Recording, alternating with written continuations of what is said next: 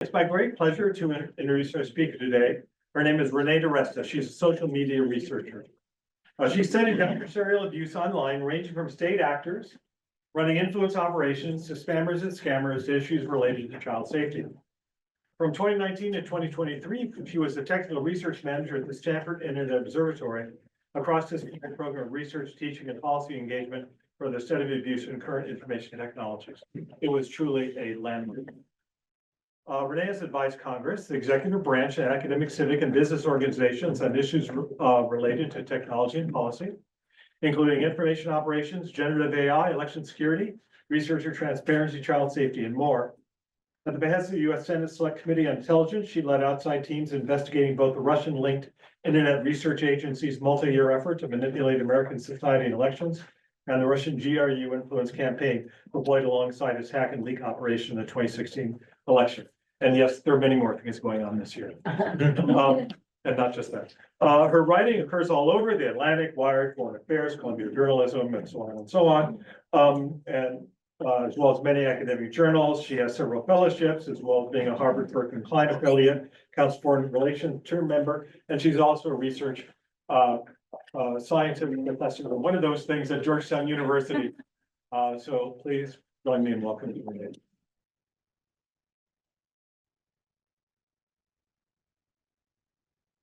Oh, can everybody hear me? This actually doesn't work. It's that's the mic space. So if you can't hear me, just like go like this and I'll speak up a little bit more.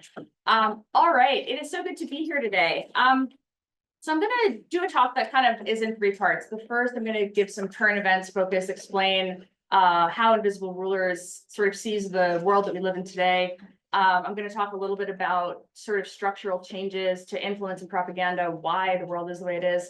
And then I want to talk about what happened as a result of some of the work that we did and why it matters, particularly with the election in 6 days now. So I'm going to dive right in. How many people are familiar with this image or this screenshot? This is a screenshot that appeared on social media in mid-September, so about a little over a month ago now. And I want to talk about what happened after this happened. So this was an ominous warning from a person who was genuinely concerned, a woman who was in a Springfield, Ohio crime group. And they talked about, perceived threats to public safety and things like this. And so she writes this post. And you'll notice the language in the post. My neighbor informed me that her daughter's friend had lost her cat. Right. And of course, I think everybody knows where this is going to go after. But right now, we're sort of 3 degrees removed from the person actually knowing what has happened. And as often happens on the internet, when things like this appear, they don't stay in the place where they emerge. So even though this was a private Facebook group, a couple thousand people in this local community, it winds up getting picked up and it's posted to Twitter by another account that says, see, I told you they were eating the ducks, but now we know they're also eating the cats. And that post gets about 900,000 engagements. And what starts to happen is the snowball effect. People begin to post about it, particularly on Twitter, and Twitter has the capacity to help things go viral. But what happens next?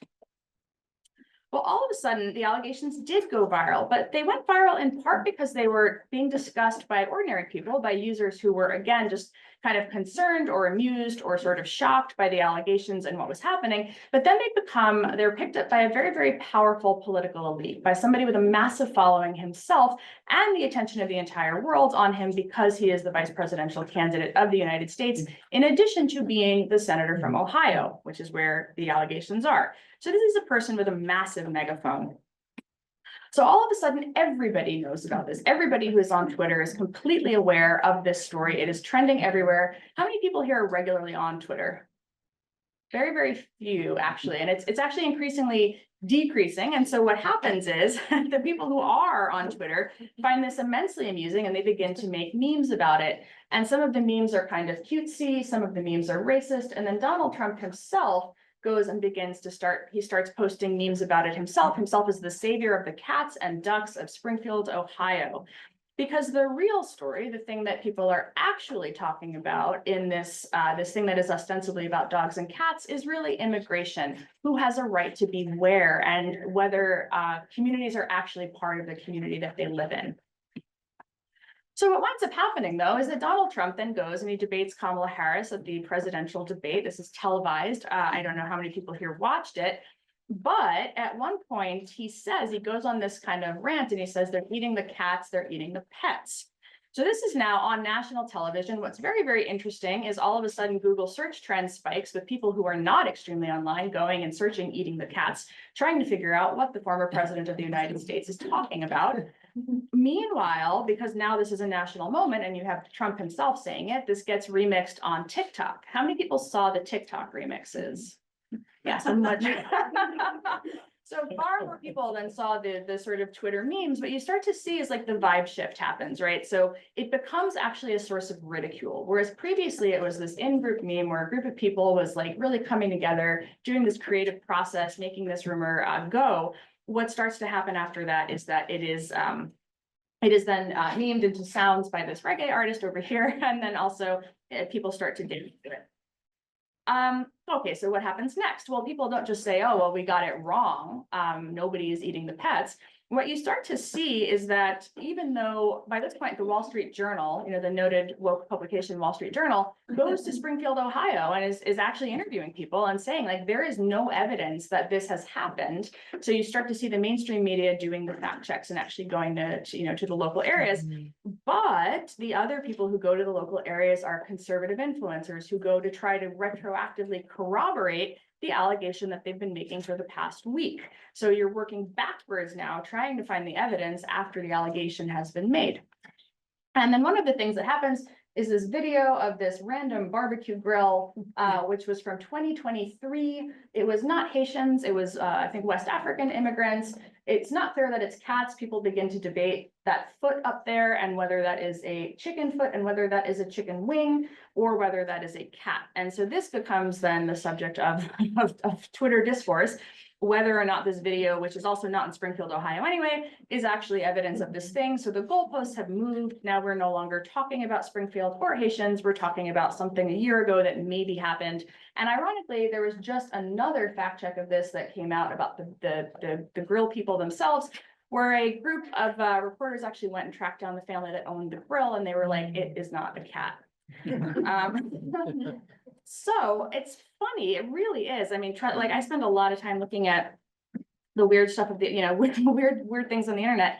But unfortunately, this stuff doesn't stay online, and it's not just funny, because what happens again is people are not actually talking about the cats and the ducks. They're talking about who has the right to be in the community. And so that's where you start to see the bomb threats. And this Ohio businessman, who is a Republican, does a TV segment talking about the Haitian immigrants who are working in his factory and what a valuable members of the team they are. And he in turn begins to get death threats. Governor Mike DeWine, Ohio Republican, also tries to correct the record. And then this becomes a he said, she said kind of thing where people are saying, well, Mike DeWine, he's talking about the literal concern, but we're talking about the bigger concern. So what is happening? How should we think about this? It's possibly worth noting that I made the deck when Springfield was in the news. But since then, we've had Hurricane Milton, we've had Hurricane Helene. This process happens over and over and over again. And so we need to understand what is happening structurally and why. So the book that I wrote basically argues that we're living in a time in which two distinct systems for shaping public opinion have kind of collided within one technological infrastructure, right? So you've got the propaganda machine and you've got the rumor mill. So everybody kind of knows what a rumor is because we've all played telephone or heard something that we repeated, some gossip, something interesting.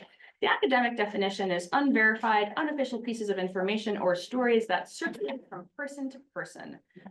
Rumors are narratives. They are often explanations for events in the world that people are actually concerned about. Like I said, the original woman in Springfield, who is now very remorseful, was actually quite concerned when she posted that. They are not misinformation. This is actually really important to understand because I think that word is overused and misused quite often. They are stories that spread before the truth can actually be known, right? And they often sometimes do turn out to be true. Rumors do turn out to be true. This makes them very, very sticky and persistent. People believe, well, okay, in this instance, maybe it didn't happen, but my friend's friend said that this did happen. So because it's such an interpersonal process of communicating, And also because people participate, when you participate in sharing a story, you become much more invested in it. And that's one of the reasons why, as people begin sharing the content on social media, they are invested in it. And it's very hard to walk it back and say, oh, whoops, actually, I was completely wrong. For a very long time, the rumor mill was really bounded by geography. You told your friend, who told her friends, who told their friends, but it didn't really reach 900,000 people seeing your random thought about the ducks in your park. So if rumors are participatory, there has also been for centuries this other narrative shaping system, which for a very long time, ordinary people didn't and couldn't participate in. So this one moves information from the top down. Official voices and preferred sources, people with power delivered approved messages via this mass media ecosystem that was largely controlled according to who owned it or what advertisers wanted to see on it. The title of the book, Invisible Rulers, actually comes from an Edward Bernays quote from his book, Propaganda. So in 1929, Edward Bernays, the nephew of Sigmund Freud, was a propagandist who was working for what was called the Creel Commission, and his job was to sell World War I to the American people, right, to make people feel patriotically inclined to support World War I. And this was an official government propaganda operation. This was a thing that, that happened, particularly prior to World War II. Quite visibly, it happened. It wasn't a secret. After Bernays left the Committee on Public Information, he became known as the father of public relations because selling ideas and selling corporate products and making corporate reputations are actually not that different from a procedural standpoint. And so what you see is Bernays takes these skills that he's learned as a propagandist for the government, and he says there are invisible rulers who control the destinies of millions. And what he means by that is that our minds are made up not by the people that we think we're listening to, not by the politicians themselves, but from the opinion shapers and propagandists behind the politicians. And the other kind of insight that he has is the extent to which people shape each other's interpretations of reality. So for a long time, I would say until about 1947, the idea is that people think that people hear something from the media and that's what changes their mind. And what Bernays says is no, you're appealing to an individual in their capacity as a member of a group, and that is what changes their mind. That is what makes them want to do something. So one of the examples from his own work, pushing corporate content, is he becomes a, he does PR for this cigarette company, which wants to increase its appeal to women. And so what he says is, well, liberated women smoke, free women smoke, glamorous women smoke. And so the appeal is not to, to the product itself. It's not this cigarette tastes better than another cigarette. It is literally this brand serves this type of woman. And if you want to be that type of woman, you are going to use this product. And so it's the recognition that people are very much forming their opinions as members of groups. And that is how public opinion shaping actually happens. So one of the things that's very interesting in studies of propaganda over time is the extent to which the infrastructure on which the information travels also matters. So we've talked a little bit about the sort of the psychology, the group dynamics. The other piece of it, though, the kind of media theory piece, is that the kind of the structure influences the form, right? I think McLuhan says this best, the medium is the message, but you have this process where the kind of content that you create for each of these systems on each of these different types of media is actually shaped by the structure of the media, meaning visual content is great for television. You see audio only content dip for a while as radio is kind of supplanted by television. Now we have podcasts, audio content is back. But the shift in which how people create information and how they reach people really begins to change as larger and larger audiences become possible. And this also changes who has access to the ability to shape public opinion. So in the sort of first three there, you have elites who have control of broadcast technology or who own newspapers or who edit newspapers and serve as gatekeepers and curators. And then we get to the launch of the internet. All of a sudden, I mean, I had a blog in 5th grade, right? We're all creating content. This was in the 90s. And the thing that was kind of funny about it, though, is nobody read my blog, right? So there was this process where I could create all the content I wanted, but nobody paid attention to it. It was actually very hard to find stuff. But then social media really changes that. Now, all of a sudden, you're not only creator, you're also distributor. And so this puts the power to participate very much in the public's hands, and the public becomes, in some ways, I would argue today, the most powerful force in shaping public opinion, much more powerful than the top-down infrastructure. You're really seeing the rise of a much more bottom-up opinion being shaped through the participatory processes as people become creators and also curators across this entire ecosystem. These things all have they incentivize different types of content, right? Most of you in here saw the eating the cat stuff on TikTok, whereas I, who spend more of my time in text-based platforms, saw it on Twitter and moving through that ecosystem. But what you see happen is, like, when the interesting video hits TikTok, it's people who pick it up and move it to Facebook, to Instagram, to Twitter. So people become the conduits by which all of that attention grabbing happens. You're really incentivized to make content to appeal to somebody who's then going to take it, share it, and move it. And that's very, very different than a top-down media ecosystem where the URL might live in one place and the publication hopes you share it, but it's not quite so much focused on this idea of the user-created content, which turns out to be much more influential because people know what their friends want to see. So just as new power structures emerged, I keep thinking I'm talking to this, with the rise of mass media, you have a new power structure that's emerged in response to the infrastructure and the incentives of this one. And so the way I talk about it is, it's influencers, algorithms, and crowds as a triad. It's not one or the other. I think a lot of media attention to what happens on social media focuses on one of these three things, right? Mm-hmm. It's either, oh, the algorithm did a thing, or it's this bad influencer said something, or this good influencer said something. The crowd usually, you'll get some of the some people on the internet are saying, which is an entire genre of news coverage.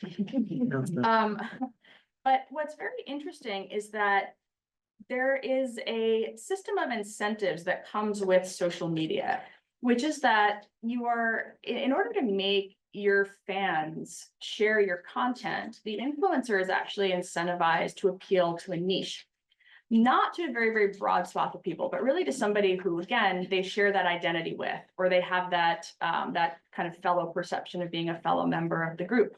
So the crowd influencer relationship is really one of somebody who is like maybe just a little bit better at doing social media, maybe a little more invested, maybe they're making it their job, maybe that's how they monetize. Maybe you create content casually, but they're creating content as this is what they do. And so it's a very interesting relationship because the influencer has to produce content that appeals to the people and their member and their identity as a member of the group, but they also have to produce content that appeals to the algorithm. So this is actually happening kind of simultaneously, where you have the incentive is to make content that the algorithm will boost and that then your fans will see, because your fans won't just see it if you put it up and you don't appeal to the algorithm. So you have this kind of system of incentives where the platform algorithm then has its own set of things that it's interested in, right? It wants something that's a lot of people are going to pay attention to. So it rewards like very morally righteous language, actually, is something that you see getting rewarded on a lot of platforms. Maybe on TikTok, it's like a popular sound, sounds will go viral. That's the unifying theme around the content that the algorithm decides to pick up for the day. So you see this influencer algorithm crowd dynamic where each one of these things is really influencing the other. And in some ways, the most powerful piece of this is the crowd, because what starts to happen is the influencer knows that if the crowd doesn't like the content, they're not going to share it. And so you start to see this phenomenon of audience capture, where an appeal to a niche increasingly moves in a direction of much more appeals to the most ideologically pure or strident form of the niche. And so that dynamic itself means that the opinions that you see as being associated with a particular group are often the most kind of extreme viewpoint possible. And that phenomenon of audience capture is the influencer actually shifting the content they create in response to what they think their audience wants. And their audience is giving them feedback, and their audience might be saying, you're not talking about this, you're not saying that, you're not doing this. And you do see the influencer then realize that they're going to lose their audience to someone who will. And so that's the dynamic that begins to happen. So the power to influence opinions increasingly lies with those who can most widely and effectively disseminate a message. And the thing that's very interesting about this is when we talk about virality, a lot of the time we're talking about it in the passive voice, right? It went viral. The Ducks post that got 900,000 views, it went viral. Well, no, a whole bunch of people decided to click it and share it, right? They invested, they participated, they made it go viral. And what virality is this, it's like an emergent behavior where a whole lot of people, nobody thinks that their share or their like or their click is the thing that is actually influential or shaping the discourse. But in fact, in aggregate, each of those very, very tiny decisions, particularly when, when it's an identity focused topic moved by a particular group, actually is very, very impactful. Because the other thing that we see happen is if you make it trend, you make it true. And so for a lot of people, when that cat story went viral, there was no doubt in their mind that there was some grain of truth to it somewhere. And no matter how many times the correction comes out, and again, the Wall Street Journal was there saying, you know what, this is not true, this is not happening. The governor's saying it, everybody in positions of authority is saying it, but you don't see people say, whoops, we got it wrong. And a lot of people will not even see the correction. They won't read the Wall Street Journal article. So as far as they know, it's what they saw in their, in their social media curated feed, what they saw from the influencers that they follow, and that really shapes reality. And as I mentioned, since everybody is incentivized to do this in the niche, what you start to see happening is a proliferation of online groups that are very, very strongly identity bound. I picked these, it's the emoji and bio phenomenon. It's very popular on Twitter. You see it on Instagram, less so on TikTok, I think. But it is very much this model of, I am tweeting as a neoliberal with a meridian globe, and anybody who encounters my content knows immediately like what I identify as and associate with. And this creates a very interesting dynamic that you see particularly on platforms like Twitter, where different groups exist almost, they get attention by fighting with each other, because that's producing content, that's dragging the group into it, that's getting rewarded by the algorithm. And so you start to see these fights become the norm on certain types of social platforms that, again, incentivize this type of behavior. So I want to talk a little bit about specifics, and I want to talk about, again, I picked a particular rumor to open the conversation and to serve as an example between how things bounce back and forth between the rumor mill and the propaganda machine. But in 2020, my team at Stanford Internet Observatory became adept at studying these things because we decided to do an election observation project. And we did it with Kate Starbird's team at the University of Washington, a company called Graphica that does a lot of network analysis, the Digital Forensics Research Lab out of the Atlantic Council. We decided that we were going to observe election narratives, and we were going to observe a very particular type of election narratives, which was narratives related exclusively to voting or to election delegitimization. So what I mean by that is we had a very narrow scope. There were about 125 students who worked on the project with us. And what we did was the students were kind of divided into shifts, and within scope, meaning if there was content that began to look like it was going viral, content that was beginning to get some engagement, we were very interested in understanding how stories about voting moved, because we were very interested in the effort to delegitimize the election, to say that the election wasn't going to be free and fair. So this means we did not look at Hunter Biden's laptop. We did not look at candidate A talking about candidate B. None of that relates to voting. We were interested in stuff that said like vote on Wednesday, not on Tuesday. Or funny enough, as literally just happened again this week, people pretending to be poll workers claiming that they were destroying ballots, right? Which is the sort of thing that goes viral because people get very upset about it. People pretending to be election officials, impersonation, delegitimization focused mostly on people making claims that some sort of fraud was happening absent any evidence.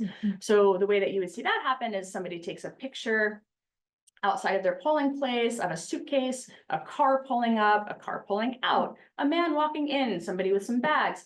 And then that is kind of transmuted just through the power of suggestion into this idea that that's the guy who's stealing the election.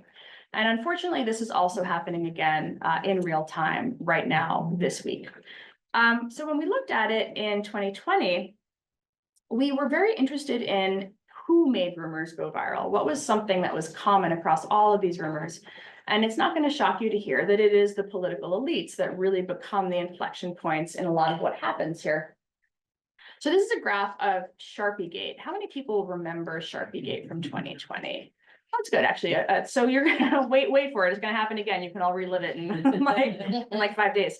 But Sharpiegate was this story in which it was alleged that in Maricopa County, Arizona, people were being given markers. Trump supporters specifically were being given markers because the machines then wouldn't read their ballot, that the ballot would be invalidated because they were using a Sharpie marker. This was something that we saw emerge early on election day, right? This sort of low-level chatter. It emerged kind of early on election day. And what was very interesting about it was it exploded after that evening, Fox News called Arizona for Joe Biden. And this was a shock. And because it was a shock, all of a sudden, the sort of low-level chatter you see explodes, because then it turns into this is how they did it, right? This is how they stole the election. And this becomes a focus of very, very intense conversation. So what you start to see is people who are there saying, my vote says canceled, I voted in person, like people, again, they're legitimately concerned. They're trying to figure out like what is happening. You have the influencers, so Matt Schlapp is not anonymized there because he is very, very influential. We tend to, whenever we do our work, we anonymize ordinary people who have under a certain threshold of followers. And so we want to make sure that people can see where that public concern is without necessarily seeing like the random person who said it. But what you do see is the conservative influencers out there this is a relatively mild example, but sort of fanning the flames. And then you see Maricopa County. This was actually earlier on as those rumors are beginning. So before it goes wildly viral, the election officials have already put out something saying, hey guys, no, this is no big deal. It's fine. It gets almost no engagement. But what is getting the engagement is the people then deciding after the fact that this was how the election was stolen. And so they really lean into it. And one of the things that we saw happen over and over and over again for weeks and weeks and weeks was this very this bouncing back and forth between a top-down media ecosystem where you have the media trying to tell a story, trying to convey information, but it's kind of it's like communicating information to the public, but where the real momentum is happening is in the bottom-up side as the general public is making these claims, influencers are picking them up. Trump is kind of the sort of pinnacle of the influential figure because he's just grabbing these rumors and amplifying them. And then mainstream media appears last. Mainstream media is there to try to do the fact check, or if they're ideologically aligned, like niche media, to say, so people on the internet are saying that Sharpie markers in Arizona invalidated their ballots, like big if true. So the rumor mill actually becomes the thing that happens over and over and over again that propels this distrust. And as people get very, very invested in sharing it, talking about their personal experiences and what their friends said happened to their ballot, this is how opinion is being shaped about the validity of the 2020 election. Another thing that we looked at in our work was the extent to which, is the phrase we use is policy shapes propagation.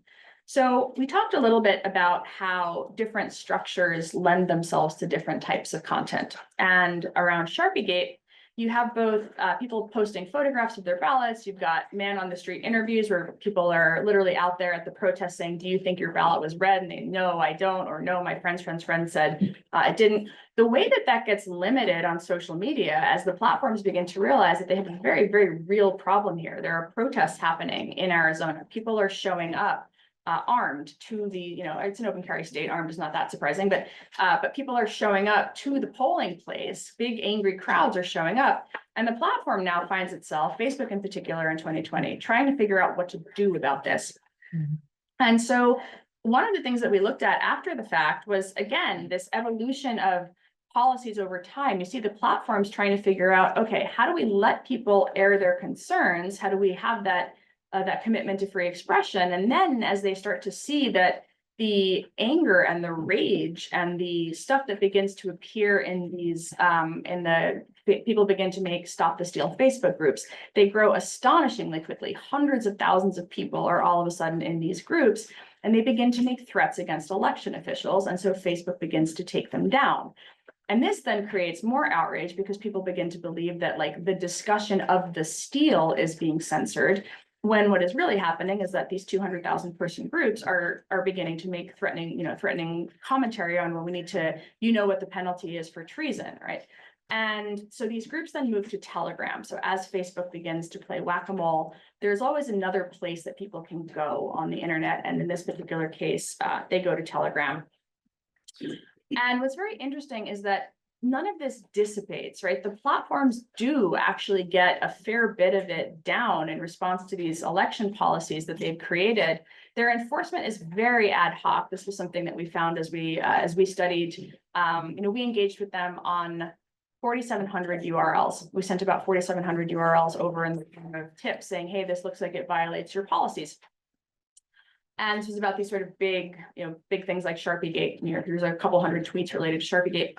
And what we found after the fact was that about 65% of the time they did nothing. So they really were trying to maintain this freedom of expression.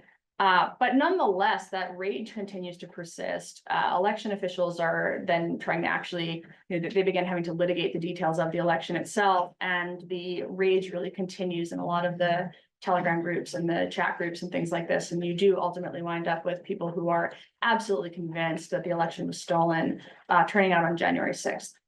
And one of the things that is kind of disturbing about the moment we're in now is that even though there was a ton of kind of literal litigation right around the claims that were made about ballot invalidation and Dominion, machines flipping votes and all these other things, something like 30% of the American public continued to believe that the election was stolen, including a majority of Trump supporters. And so you do find yourself in the scenario where this is reality in those groups. I really feel like I need to emphasize this because people have a hard time believing it. But there is a very, very deep, sincerely held belief that what they saw unfold on social media was like this egregious censorship operation, that the election was stolen, and that what their influencers were telling them, what President Trump and the party elites were telling them was true.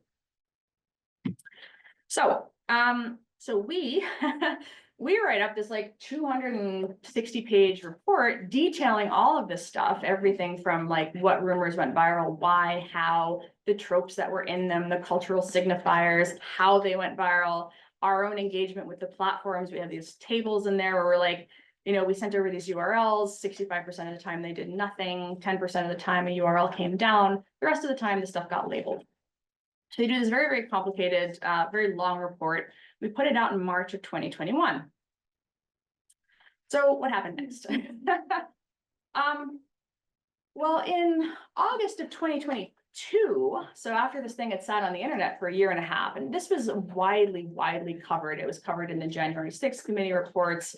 That work went very, very far and wide because we were doing this rapid response investigation as the election was happening in full view of the public. We had tweets, blogs, you name it, like we were on the news, constantly talking about it. But all of a sudden, in August of 2022, this thing appears, this like website on the internet appears, and it calls itself a think tank. And it says that in fact, we had actually stolen the election.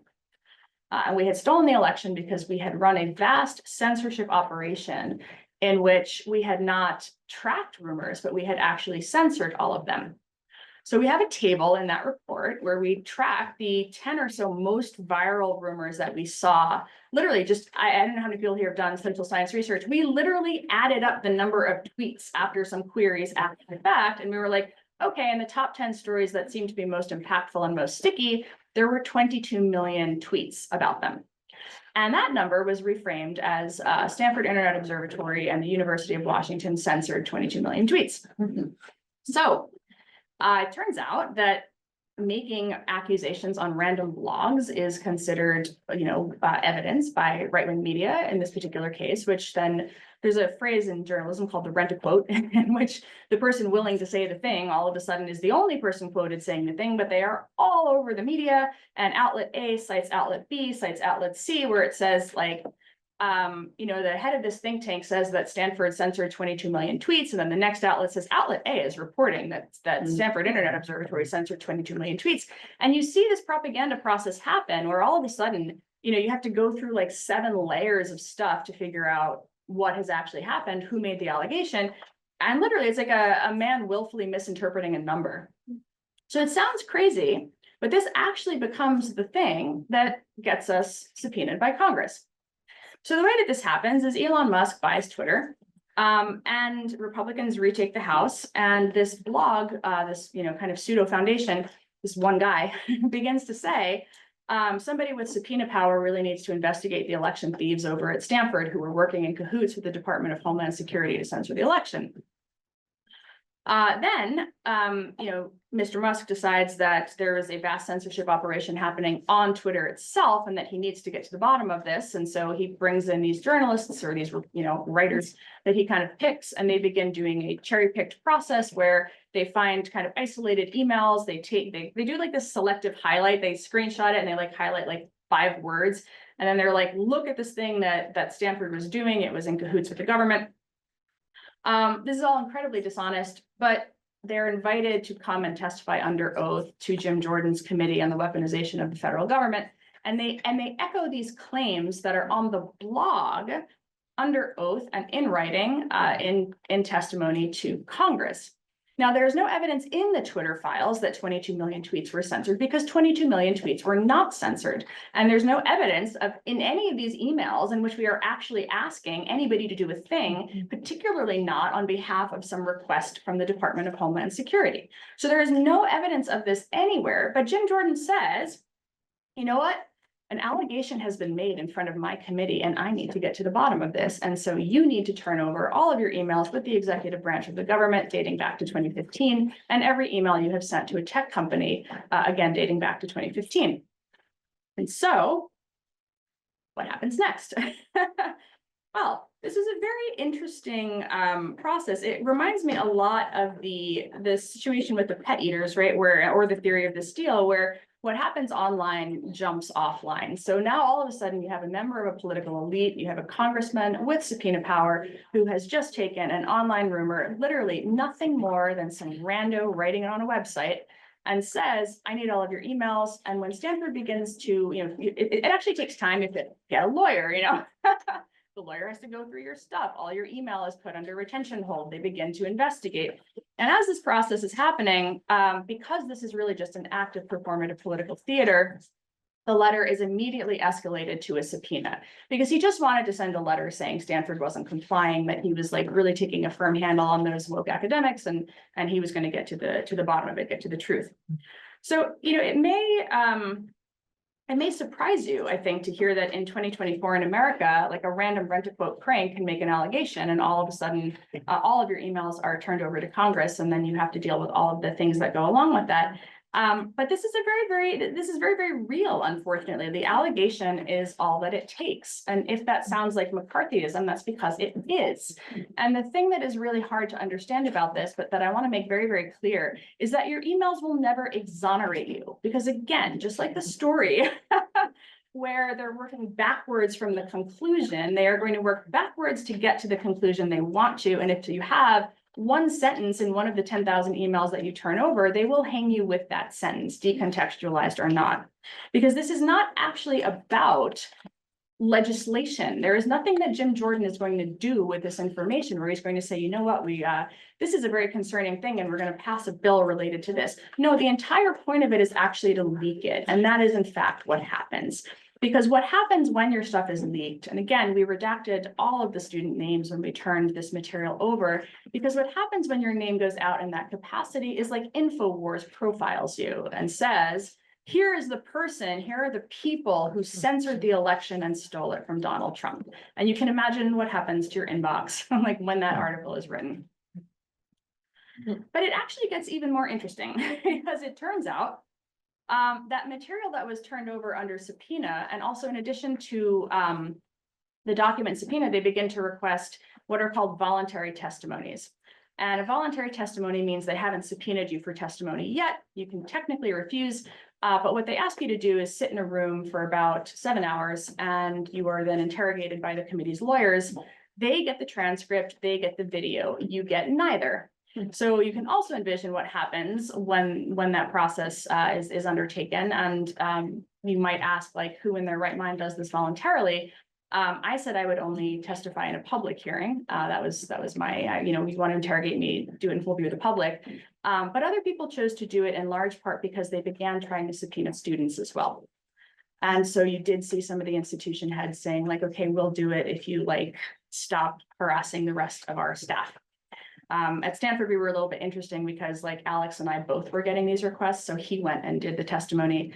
And then we really did push quite hard for that testimony to be released to the public so that, again, when they took the 2 sentences out of it, we wanted the public to be able to see all of it in context. The other place, though, that all that material and all those testimonies went was to Stephen Miller, who runs, or not all of it, I shouldn't say, some portion of it went to Stephen Miller. Stephen Miller got it because Stephen Miller cited it in an amicus brief for the Supreme Court, and Stephen Miller also sued us. So now all of a sudden, material obtained under congressional subpoena is being turned over to the other side of a political machine that wants to target you. And if they, particularly for universities that don't have the resources of Stanford, this turns into, I think we're at about $2 million or so. In October of last year, when Alex testified, that was the number he gave, about $2 million in legal fees fighting these things. This is also a very interesting experience for the individual researchers who are involved because there's concern then that if you have a break with your institution, you need to find your own legal representation. And unfortunately, what you realize very quickly is you really do need to find your own legal representation almost immediately. This was something that the climate scientists realized when this happened to them in 2012. That while you might be aligned with your university, the institutions don't quite know how to adapt or how to react to these things.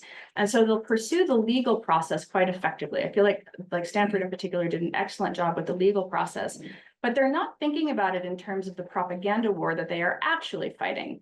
And so again, this idea that if you just turn over your emails, Congress will realize you did nothing wrong and you'll be exonerated is a very nice idea if you're dealing with the Congress of like the 1990s maybe, but it is not where we are today. And so the institutions just don't understand how to fight these fights.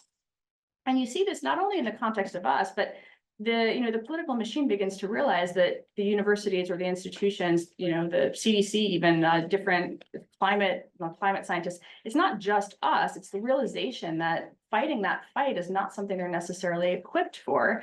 And so you have a very asymmetric dynamic that begins to happen. And we are now in a place where in early June, Stanford decided to exit the election research, real-time election research and response space.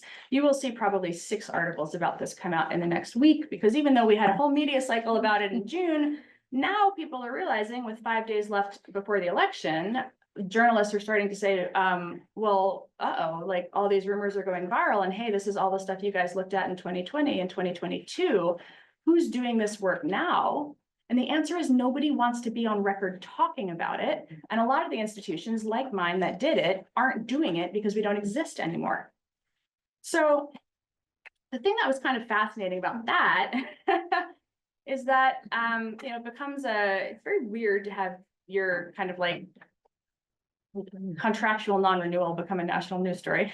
But the thing that was sort of fascinating about it was that immediately upon that news breaking, Washington Post and this tech blog called Platformer broke the story that Stanford had chosen to back out of this.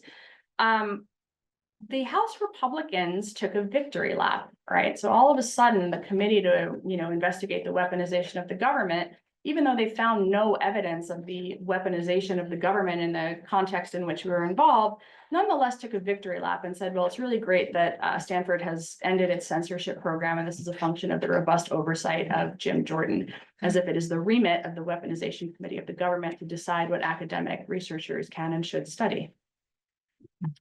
So now what? Well, this is where a lot of the time I feel like I try to give very positive things about the, what can we all do?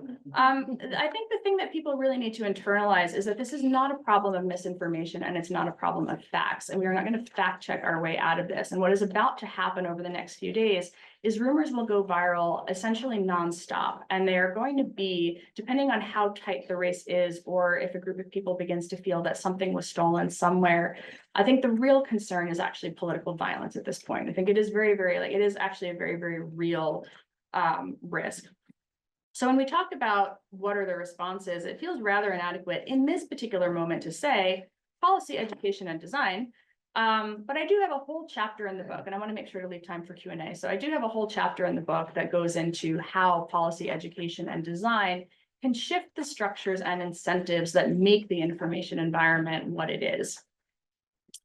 I think a big part of this, though, is that we've hit a point where we have a set of norms where it is like somehow normal to take a photograph of literally your neighbor walking into a polling place and saying, like, we need to figure out who this guy is because he looks shady and he might be doing something, right? So we've really hit a point where the absolute worst norms of the internet are really shaping culture offline. And I think that this is where it's not just a problem of technology, it's a problem of community breakdown, actually, of trust breakdown. And it's a much bigger problem than the technology. I would like to see us elect boring politicians. Again, some of them are like perma incumbents, right? They are there because their constituents don't want boring politicians. But I do hope that at some point people get fed up with the fact that the committee, the amount of taxpayer dollars spent to investigate 470 tweets that came down, and like, whether it was a Department of Homeland Security cabal or some interns who saw them, some students who saw them, is it's so like wild that I hope that people actually kind of get fed up with the government excess. If you are a researcher, definitely pay attention to what is happening here. This is Rebecca Trumbull's work at GW. Researchers are, we were sort of the highly visible what happened to us. But the First Amendment lawyers and the others are beginning to step up to provide support for people who are, again, going to be at odds with their institution, or who are not supported because they are independent or are in some capacity unaffiliated and find themselves on the receiving end of lawfare. And then I guess the last thing I would say is, just as far as our own role participating in the virality machine, or in sharing rumors, or in shaping public opinion, is just to be aware of the power that you actually have. Nobody goes and posts in their local Facebook group thinking that they're going to start an entire like 2-week media cycle about eating the cats, but that is what happened to that lady, right? And so there is this the questions around do you need to post this? If you're outraged, do you need to be sharing it? Do you really understand like what is actually happening in that particular thing that you're seeing on the internet and sharing? Have you checked other sources? Or have you tried to corroborate it? Because it's always going to be the things that are most outrageous to you that you're going to want to share. And those are actually the moments when you feel outraged that you really need to pay attention to why. Mm-hmm. So for just the kind of average, person on the internet, I think these are the kinds of skills that we need to be teaching. So I wrote the book to emphasize that we all have a role to play in reclaiming truth and accountability, even in a world with fragmented information flows and where decentralized power increasingly shapes public opinion and reality itself. It's no longer just up to institutions to put out the facts or to platforms to moderate falsehoods, because each of us does have power and agency, and so each of us must engage. We're all going to help shape the information environment that defines our future. And I hope that we can all work together to make it a place where we can once again find consensus. And I will stop there. So we have 10 minutes for Q&A.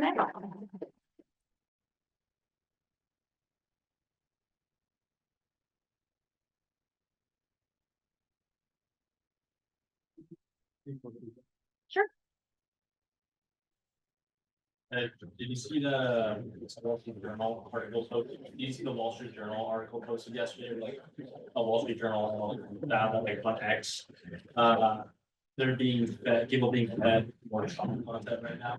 Yeah, there's an interesting reason why that happens. So whenever you and this is like a really old problem that everybody is actually aware of, but for whatever reason they don't want to post it. When you follow an account, it recommends other accounts to you. Right now, the onboarding process, if you follow somebody based on, like Elon Musk is kind of like right at the top of the new account list. He's the biggest account on Twitter. when you follow him, the other people it recommends right now are like Jim Jordan, Marjorie Taylor Greene. So you're seeing these like almost exponential follower growth on the people who are recommended alongside the permanent accounts. And then the other thing so it is literally just as basic as then everybody clicks the follow all button. And like, that is, that simple user behavior, that design pattern is what leads that to happen. And the other thing that's happening is the algorithmic curation shows what is popular. And right now, incendiary political content is popular. And so what the journal did with that is they created a bunch of new accounts and they had them follow like cooking and stuff like that, but they were still getting the political stuff. And that's because not as many people on X are there posting about cooking anymore. Because as the behavior of the users on the platform changes, the algorithm curates what's available. So maybe, 2 years ago, you would have gotten like the cooking people, but maybe they've all gone to Blue Sky now, or Mastodon or TikTok or wherever. And the algorithm returns what's available. Yeah. Thank you. So I teach a class on misinformation. I'm curious, you made a distinction between rumor and misinformation. How about rumor become misinformation, or does it? So I think it's when you have that validation, right? When the fact check is actually out. When you have people who say something like, keep talking to this microphone that isn't on. When you have something where there's an actual fact check that's done, right? When somebody from Maricopa County says the Sharpie markers work, here's evidence that the Sharpie markers work, at that point, now you know. And this is where you used to see the platforms try to put up the label that said, here's authoritative information. But interestingly, like Congress reframed labeling as censorship too. I mean, any action taken to in any way impede the reality was reframed as censorship. So I was looking you up online during your speech. Could you tell everybody about CIA, Renee? Yeah, this is very funny. I mean, I wrote an essay about it for The Atlantic. I interned for the agency when I was an undergrad, right? So that was 20 years ago, literally 20 years ago. I left in 2004. It's never been a secret. I was an overt employee. Everybody who knew me at the time in my real life knew that, but I didn't have it on my LinkedIn because I made my LinkedIn 4 years after graduating from college. I had a job and then another job, and I'm now 42 and I don't have my college internship on my LinkedIn. But an incentivized propagandist who runs a Substack decided that I was concealing my CIA affiliation. And when there was no actual government nexus to connect the DHS, like the work that we did, when they had it wasn't funded by the government. The government didn't tell us to do a thing. They were like, DiResta has undisclosed ties to the CIA. And I was like the main character of this lunatic Substack for weeks, where the allegation was that the CIA had gotten me my job. It had placed me at Stanford Internet Observatory. God knows why, but it had. And you find yourself in a situation again of trying to, you're arguing against, like, there is no, first of all, it's very hard to prove a negative. How do I prove that I do not currently work for the CIA? Like, what is the mechanism by which I can do that? So the burden of proof is constantly on the accused, not on the accuser. And it's just a complete, again, backwards, like they make an allegation and then I have to disprove it. And of course, when the allegation is made, particularly something like DiResta is a secret deep state agent and the CIA told her to do this, again, you can imagine the stuff that shows up in your inbox, right? So I decided that I was going to write an essay about it for The Atlantic to try to tell the story of like how it happens and the utter futility of refuting it. And again, there are people who are absolutely convinced to this day, no matter how many times I write the story. And that's because the individual who runs that Substack literally like substacked me the other day, where he was like telling this story about DHS incompetence. Once you're a character in a cinematic universe, they constantly reference you when they need you, right? You're always there as a villain. It's like Marvel, right? You can bring this random character back and everybody knows the backstory and they're invested. And so CIA Renee is like perpetually useful. But after I wrote that article and after I left Stanford and started being very vocal about what had happened, he now says, an ostensibly former fellow. So he no longer even says it with his whole chest. Like now now I'm like, but the thing that I find so funny about it is like his readers know what that is, right? There's no doubt for them or for me when I read it, I understand the dog whistle. But it's just this, you know, it's watching that machination move. Again, you can never exonerate yourself. Like you just have to internalize that. First off, I'm surprised you didn't want to make that a show. Second of all, I want to hear your take about when Elon Musk posted a $1 million sweepstakes for swing states, discussing that if you wanted to, that if you register, you would have the opportunity to be part of the sweepstakes. You know, being a proponent of the formation of second methods, and of course, as we're discussing people influencing elections. I feel like this is a very interesting subject to. It was, I had two thoughts when I saw that. One, like, I also like the First and Second Amendment, you know, can I sign? But then then you're giving your information. And I think a lot of people like don't want to actually do that. Cause I was actually surprised. I was like, where are the left-leaning people on TikTok or something being like, everybody go sign this petition and get yourself into the $1 million sweepstakes. But the other thing though, is that what it highlighted to me was the extent to which we think that laws constrain society, when in reality, it is very much norms. And what I mean by that is, if you read, there were a whole bunch of articles that came out about, is this legal? Is this vote buying? And what is this? And holding the question of, is it or is it not aside, because I'm not a lawyer and a bunch of different lawyers have different perspectives on that. What's very interesting is that, assuming for the moment it is, the penalty is like a $10,000 fine. The penalty is like a couple of years in jail if they actually go the prosecutorial route, right? Which would be an absolutely incendiary thing to do.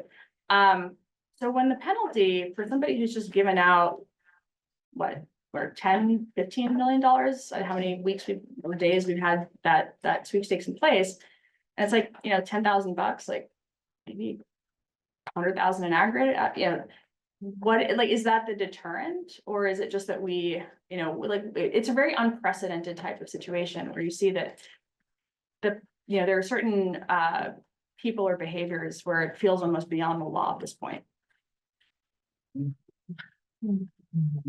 Sorry. So, yeah, no, you're good. Sorry. So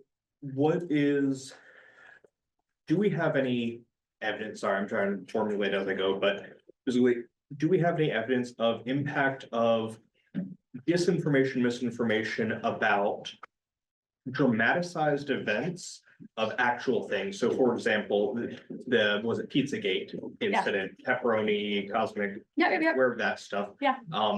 And like actual child sex trafficking, actual child abuse. Does it in aggregate benefit, even though it is horrible, it does bring attention to? There was I tell the story in the book of Wayfair, which was, I don't know how many people remember this, but Wayfair was accused of selling girls in filing cabinets. Yeah, because the filing cabinets had human names, like the product, you know, the Jane, the John, the whatever. And some like QAnon person connected the dots and decided that like the names, like some of them had like more unique names. And so there was like, maybe like Sophia or something was one of them. And if you search the missing children roster, there was somebody named Sophia who was on there. And so they decided that Sophia was what you were buying when you bought the Sophia filing cabinet. The book has the exact details and it's like cited in a million ways. But what happened on that day was, as people began to get very upset that Wayfair was trafficking children purportedly, they began to call in tips to the actual Save the Children and the child trafficking lines. And repeatedly, those organizations had to say, like, could you please stop flooding our lines with stories about filing cabinets? Like, we have actual children that we need to actually save. So it wasn't so much that it increased awareness, because I think the awareness is there. It was actually that it became a big problem for the first responders and the people who were trying to actually solve the problem. A bit of a follow-up on that. I could be wrong, but I have the impression, maybe you've studied it, that the pedophile allegations had their moment, and then they seem to have receded. You have things that have replaced them. Perhaps it's because of the originators of that, where it seems to be kind of going away. Right? But fact, so anyway. it, Those allegations receded. Can you learn anything from that on how to make something go away like that? Obviously, fact checks don't seem to be doing it. Are counter falsehoods under consideration?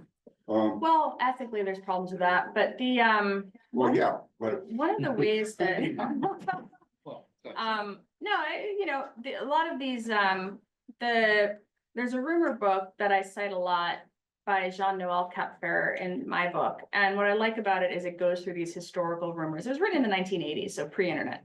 And what they find is that the allegations actually do pop back up when they're advantageous again. This has been my experience, there's like a month goes by without a mention of CIA or Renee, and then all of a sudden some new like villain appears and they have to connect the dots to the bad thing. So it's like, well, he was once on a webinar with her, and so then it all, then it all begins again, right? So it is just I think it's like, there are certain tropes that become very recognizable. There's a website I love called tvtropes.com. And what I love about it is it breaks down popular culture, television, movies, all of it, by showing you like what the tropes are. So remember, I'll use an example, like in Frozen, Elsa like takes her, hair down and like whips her hair around, and that's like the expository hairstyle change, right? Because that phenomenon of like the character has just changed their hair is like, that is the trope that indicates that some big, like life event has happened. A man is clean shaven and then all of a sudden he has a beard, and this is a very common trope where like something bad happened. He's like not feeling so happy anymore.